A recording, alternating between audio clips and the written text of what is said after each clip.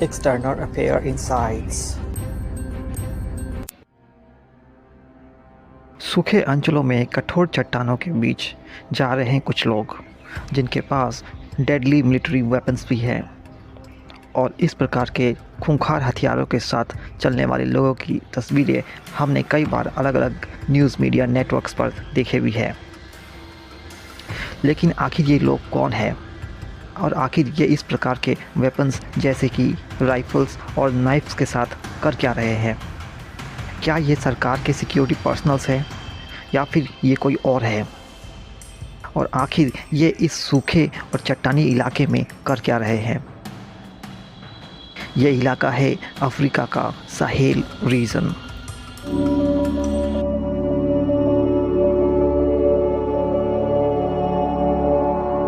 नमस्कार दोस्तों, आप देख रहे हैं एक्सटर्नल अफेयर इनसाइट, जहां पर हम दुनिया में होने वाली अलग अलग जियोपॉलिटिकल इंसिडेंट्स का एक विश्लेषण करके आपके सामने प्रस्तुत करते हैं। इस चैनल पर आने वाली सभी वीडियोस आपके एग्ज़ाम प्रिपरेशन के लिए हेल्पफुल हो सकती है। साथ ही साथ यह इंटरनेशनल रिलेशन और जियोपॉलिटिक्स जैसे इम्पॉर्टेंट टॉपिक्स पर आपकी नॉलेज को एनहांस करने में भी मददगार हो सकती है। तो चैनल पर आप नए हैं तो चैनल को सब्सक्राइब जरूर करें ताकि यहाँ आने वाली सभी लेटेस्ट वीडियोस आप तक सबसे पहले पहुँच सके। तो आइए फोकस करते हैं आज के इस टॉपिक पर।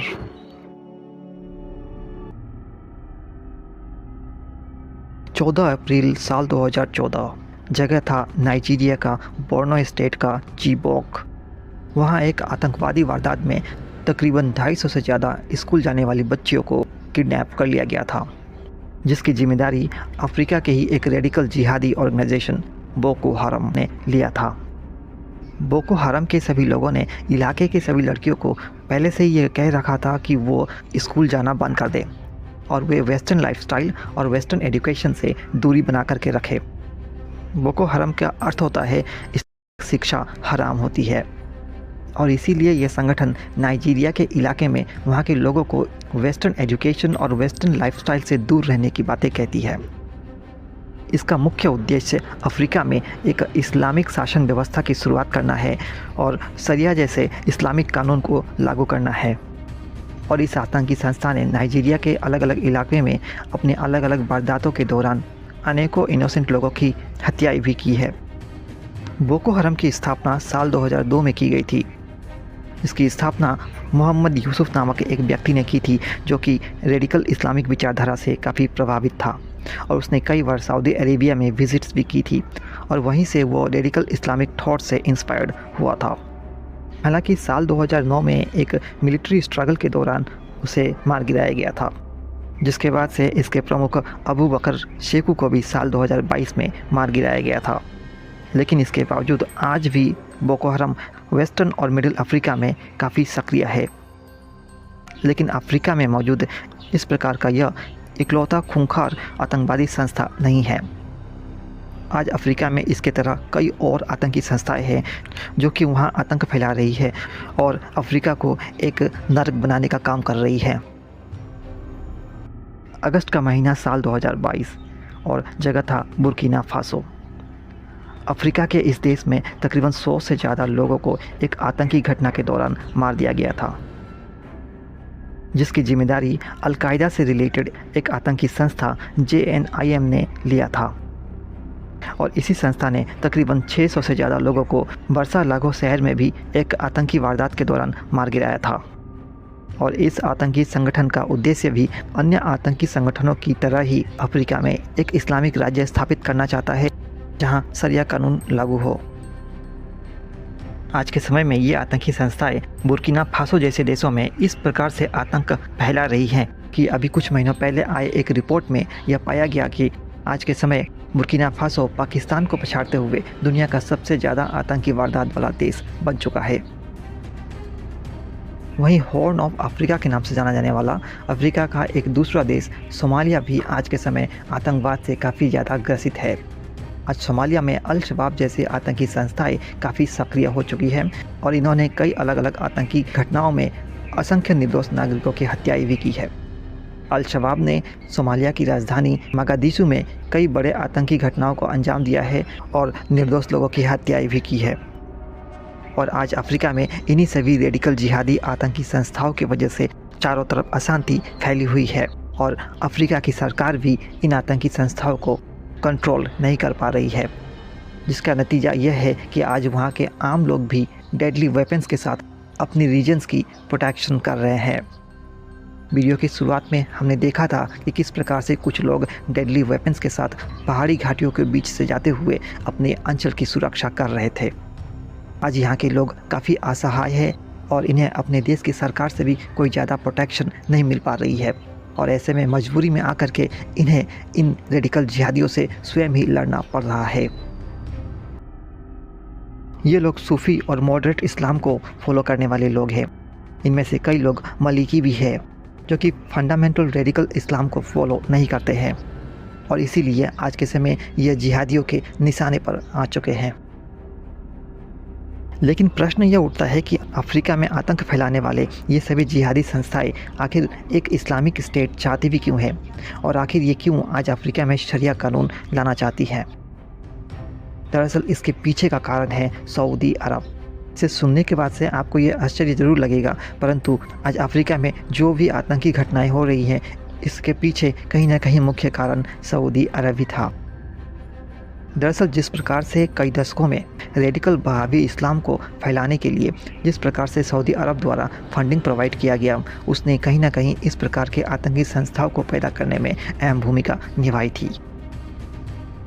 हमने अपने एक पिछले वीडियो में ये समझा था कि किस प्रकार से ईयर 1979 में जब मक्का का ग्रैंड होली मॉस्क को कुछ जिहादी रेडिकल्स द्वारा ऑक्यूपाई कर लिया गया था और जिस प्रकार से वहाँ पर यह बातें की गई कि सऊदी अरब की रॉयल फैमिली अब इस्लामिक लॉ को फॉलो नहीं कर रही है और वे मॉडरेट इस्लाम की तरफ जा रही है, तो इन सभी बातों ने सऊदी अरब के रॉयल फैमिली को एक बहुत बड़ा झटका दिया था और इसीलिए बाद में चल कर के सऊदी अरब की रॉयल फैमिली ने दुनिया के अलग अलग देशों में वहाबी इस्लाम को बढ़ाने के लिए काफ़ी बढ़ चढ़कर हिस्सा लिया था। बाद में चल कर के सऊदी अरब ने ही वहाबी इस्लाम के प्रचार के लिए अफ्रीका और साउथ एशिया के कई देश जैसे कि पाकिस्तान, भारत और बांग्लादेश में भी काफ़ी फंडिंग्स प्रोवाइड की और सऊदी अरब से मिलने वाले इन्हीं फंडिंग्स की वजह से इन देशों में हज़ारों की संख्या में मदरसे खोले गए और वहाबी रेडिकल विचारधारा को प्रचारित किया गया और कहीं ना कहीं इन्हीं सभी कारणों से इन देशों के लोगों के बीच रेडिकल वहाबी विचारधारा काफ़ी मजबूत हो गई। इसी कट्टर विचारधारा की वजह से वहाँ पर कई ऐसे ग्रुप्स पैदा हुए जो मुख्य रूप से वहाबी इस्लाम को अपने अपने अंचलों में फैलाना चाहते थे और इसी प्रचार के दौरान उन्हें यह भी सिखाया गया कि जो भी व्यक्ति इस रेडिकल इस्लाम को नहीं मानता है उसे जबरन इसे मनवाने का कोशिश किया जाए, क्योंकि ऐसा करके वे जिहाद करेंगे।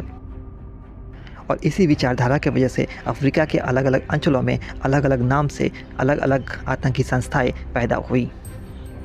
हालांकि यदि आज के समय देखा जाए तो सऊदी अरब अब पहले से काफ़ी हद तक बदलता जा रहा है। जो सऊदी अरब एक समय कट्टर इस्लामिक विचारधारा को मानता था, आज वो मॉडरेट इस्लामिक विचारधारा को मान रहा है। आज वहाँ की रॉयल फैमिली मॉडरेट इस्लामिक विचारधारा को प्रमोट कर रही है और आज के समय वहाँ की क्राउन प्रिंस सऊदी अरब में काफ़ी हद तक लिबर्टी को प्रमोट कर रहे हैं और महिलाओं को कई प्रकार के अधिकार भी प्रदान किए जा रहे हैं। परंतु बीते दशकों में सऊदी अरब ने जिस प्रकार से वहाबी इस्लाम को दुनिया के अलग अलग देशों में फैलाया था, आज उसके रिज़ल्ट ये है कि आज उन देशों में कट्टर इस्लामिक विचारधारा काफ़ी उग्र हो चुकी है। हालांकि अफ्रीका में आतंकवाद के मजबूत होने का एकमात्र कारण सऊदी अरब ही नहीं है। दरअसल अफ्रीका के ज़्यादातर देश अलग अलग यूरोपियन कंट्रीज़ के अधीन में लंबे समय तक रहे थे और 1960 के दशक में धीरे धीरे इन सभी देशों ने अलग अलग यूरोपीय देशों से स्वतंत्रता भी हासिल की। लेकिन इन सभी यूरोपियन देशों से स्वतंत्र होने के बाद भी यहाँ पर किसी प्रकार की स्टेबिलिटी देखने को नहीं मिली और इन अफ्रीकी देशों में लगातार मिलिट्री कूच देखने को मिली। कई बार वहाँ पर स्थायी सरकार तो देखने को मिली, लेकिन वह एक डिक्टेटरशिप ही साबित हुई। इन देशों में होने वाली सरकारें अत्यधिक भ्रष्ट थी और केवल अपने फैमिली और वेस्टर्न कॉलोनाइजर स्टेट्स के लिए ही काम करती हुई दिखाई दी और इन्हीं सभी कारणों से अफ्रीका के इन सभी देशों में भ्रष्टाचार और बेरोजगारी लगातार बढ़ती रही और गरीबी और बेरोजगारी ने ही कहीं ना कहीं वहाँ के युवाओं को इस प्रकार के आतंकी संस्थाओं से जुड़ने के लिए मजबूर किया। यहाँ तक कि समय समय पर विदेशी सरकारों ने भी अफ्रीका के इन सभी देशों में मौजूद सरकारों के ऊपर अपने कंट्रोल को बढ़ाने के लिए इन सभी आतंकी संस्थाओं को मदद भी पहुंचाई। और इन्हीं कारणों से ये आतंकी संगठन लगातार फलते फूलते जा रहे हैं और इसमें मजबूती देखने को मिल रही है। और ये आतंकी संस्थाएं लगातार अफ्रीका में अलग अलग आतंकी वारदातों को बढ़ाती जा रही हैं और इनके आतंकी घटनाओं की वजह से ही आज के समय अफ्रीका दुनिया का नर्क बनता हुआ जा रहा है। हालांकि हम यही आशा करेंगे कि लोगों को ये समझ में आए कि वे गलत दिशा में जा चुके हैं और उन्हें सही निर्णय लेना होगा। उन्हें समझना होगा कि बीते दशकों में उनके साथ कौन सी घटनाएं हुई।